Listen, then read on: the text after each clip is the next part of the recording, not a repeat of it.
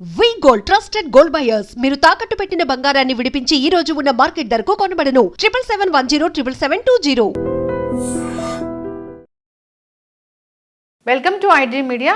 So diabetes and ఒబిసిటీని తగ్గించడానికి చాలా మిరాకిల్ చేసే మందులే వచ్చాయి, అంటే మ్యాజిక్ చేసే మందులు వచ్చాయి.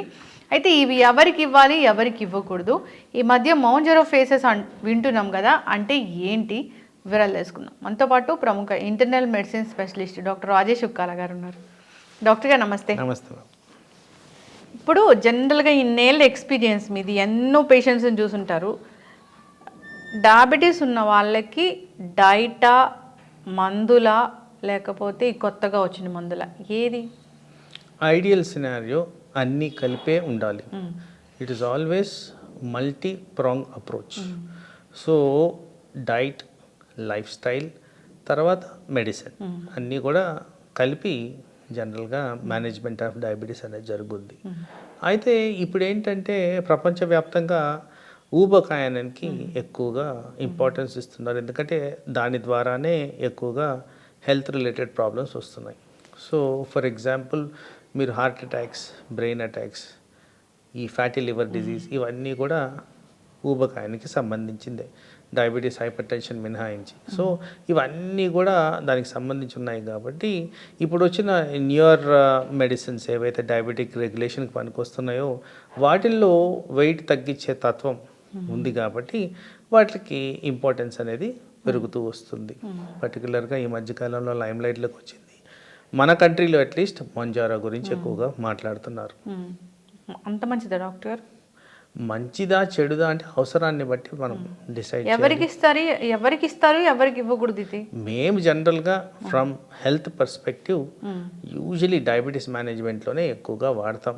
కాకపోతే ఆఫ్ లేబుల్గా ఈ మధ్యకాలంలో వెయిట్ గురించి చాలామంది వాడడం జరుగుతుంది.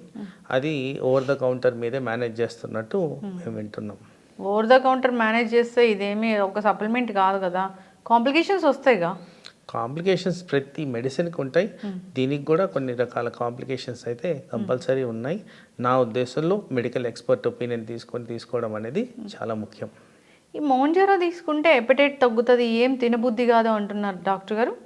సో మౌంజారోలో ఉన్న కెమికల్ ట్రెజిపెప్టైడ్. సో ఈ కెమికల్ ఏదైతే ఉందో ఇది 2 ఎంజైమ్స్ మీద పనిచేస్తుంది. ఈ ఎంజైమ్స్ అనేది ఏంటంటే gastric inhibiting polypeptide. Gastric inhibiting polypeptide అంటే ఇన్హిబిషన్ అంటే ఆపేది. సో స్టమక్ ఎంప్టీయింగ్ని ఆపుతుంది, స్టమక్ త్వరగా ఎంప్టీ కాకుండా చేస్తుంది.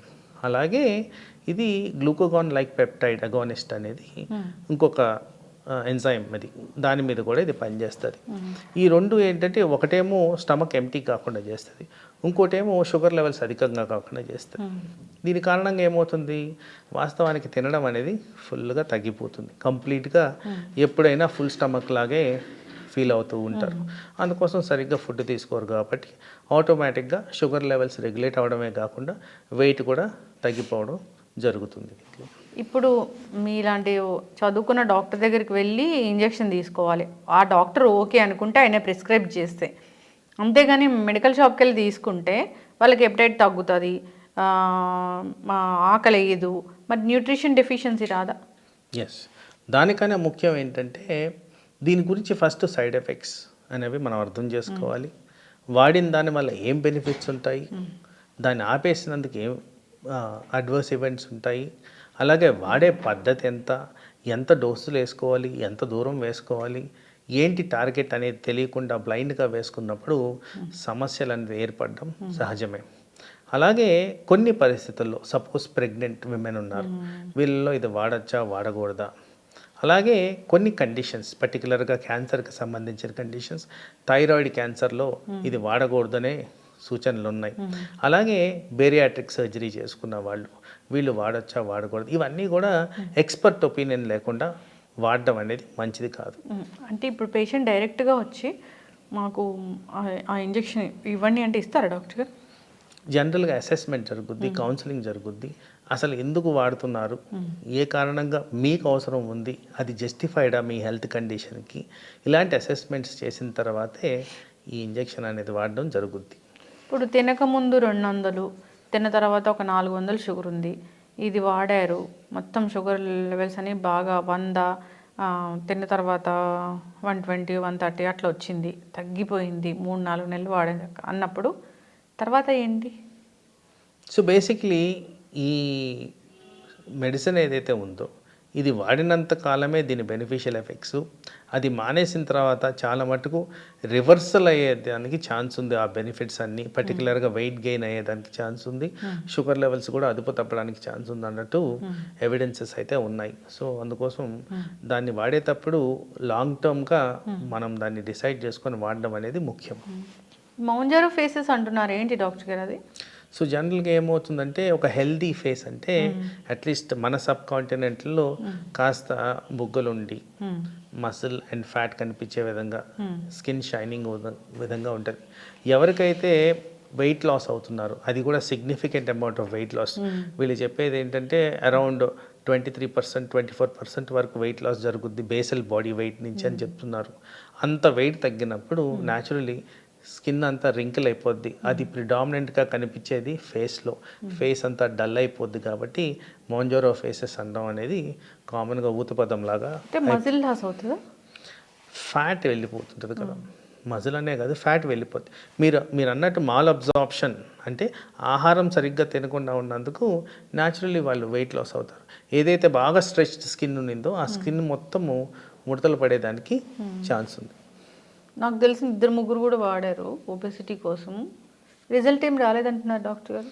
3 months వరకు మీకు రిజల్ట్ రాదు. ఆ డోసెస్ కూడా ఎస్కలేటింగ్ డోసెస్ ఇవ్వాలి. ఫస్ట్ డోస్కే రిజల్ట్ అనేది రాదు, ఆ డోసెస్ పెంచుకుంటూ పోతే అప్పుడు మనకి రిజల్ట్స్ అనేవి కనబడతాయి. వేరే ఇంకా ఇతర కోమార్బిడిటీస్ ఉన్నాయన్న వాళ్ళకి కూడా ఇవ్వరు? లేదు, పేషెంట్ కండిషన్ బట్టి, వాళ్ళ అవసరం బట్టి అండ్ అడ్వర్స్ ఈవెంట్స్ని కూడా క్యాలిక్యులేటెడ్గా తీసుకొని ఇవ్వడం అయితే జరుగుద్ది. సపోజ్ ఎవరికైనా పేగుకు సంబంధించిన వ్యాధులు ఉన్నాయి, ఫర్ ఎగ్జాంపుల్ బాగా కడుపు నొప్పి వస్తుంటుంది తరచుగా కొంతమందికి, మరి అట్లాంటి వీటి వల్ల ఓపెన్గా లేబుల్గా ఉండేది కడుపు నొప్పి వస్తుంది అని, మలబద్ధకం వస్తుంది అని, లూజ్ మోషన్స్ వస్తాయి అని, వామిటింగ్ సెన్సేషన్ వస్తుంది అని, మరి ఇలాంటివి ప్రీ ఎగ్జిస్టింగ్ ఉన్నప్పుడు ఇలాంటి మందులు ఇచ్చినప్పుడు అది వర్సన అవద్దు కానీ ఇంకా బెటర్ కాదు. కాబట్టి అలాంటివన్నీ అంచనా వేసుకొని ఇవ్వాలి. ఇది ఇండియాలో అంటే ఇలాంటి మందులు ఇండియాలో ఉన్నాయా డాక్టర్ గారు? ఇండియాలో తయారవుతున్నాయా? డెఫినెట్గా ఇప్పుడైతే చాలా మటుకు ఆఫ్ పేటెన్సీ వచ్చేసింది కాబట్టి చాలా కంపెనీలు ఇవి తయారు చేయడం జరుగుతుంది. ఆల్మోస్ట్ నాకు తెలిసే ఒక 30-35 కంపెనీలు ఈ ప్రోడక్ట్ తయారు చేస్తున్నాయి. డయాబెటీస్ రహిత మన దేశాన్ని, ఒబేస్ రహిత దేశాన్ని మనం చూస్తామైతే మోస్ట్ లైక్లీ చూడాలి. టైం టెస్టిఫైయింగ్ ఉంటుంది. ఎందుకంటే ఇప్పుడు రీసెంట్గానే ఒక 6 నెలల క్రితమే ఇది లైమ్ లైట్లోకి బాగా వచ్చింది. దీన్ని వాడినందుకు ప్రజలు ఎంత బెటర్ ఫీల్ అవుతున్నారు, ఎంత సఫర్ అవుతున్నారు అది కూడా డేటా బట్టే మనం నెక్స్ట్ దాని గురించి అంచనాలు వేయాల్సిన అవసరం ఉంది. ఇప్పుడు దాకా ఉన్న డేటా మొత్తం వెస్టర్న్ డేటా కాబట్టి దాని మీద కన్నా మన ఇండియన్ డేటాతో బెటర్గా దీన్ని మనం చూసుకోవచ్చు. చక్కటి ఇన్ఫర్మేషన్ డాక్టర్ గారు, అందరూ ఫాలో అవ్వాలి. ఈ మౌంజారాలు ఇలాంటివి ఏదైనా వచ్చిన కొత్త మందులు అన్నప్పుడు మనం ఓవర్ ద కౌంటర్ మెడిసిన్ అసలు తీసుకోకూడదు. ఇదే కదా అసలు దగ్గు మందు, జలుబు మందులు, యాంటీబయోటిక్స్ ఇలాంటివన్నీ మనం వాడి డాక్టర్ దగ్గరికి వెళ్ళాక వాళ్ళు ఏం రాయాలో అర్థం కాక వాళ్ళు రాసిన మందులు పని చేయకుండా పోతున్న పరిస్థితి మనం చూస్తూ ఉన్నాము. అందరు జాగ్రత్తగా ఉండాలి. సో ఇలాంటి ఏదైనా మందులు వాడాల్సిన అవసరం ఉంది, వాళ్ళ కండిషన్ అలా ఉంది అన్నప్పుడు డాక్టర్ ప్రిస్క్రిప్షన్ మాత్రమే వాళ్ళు వాడుకోవాల్సి ఉంటుంది. డాక్టర్ ప్రిస్క్రైబ్ చేయాలంతే. అందరూ ఫాలో అవ్వాలి. చక్కటి ఇన్ఫర్మేషన్. ధన్యవాదాలు. నమస్తే.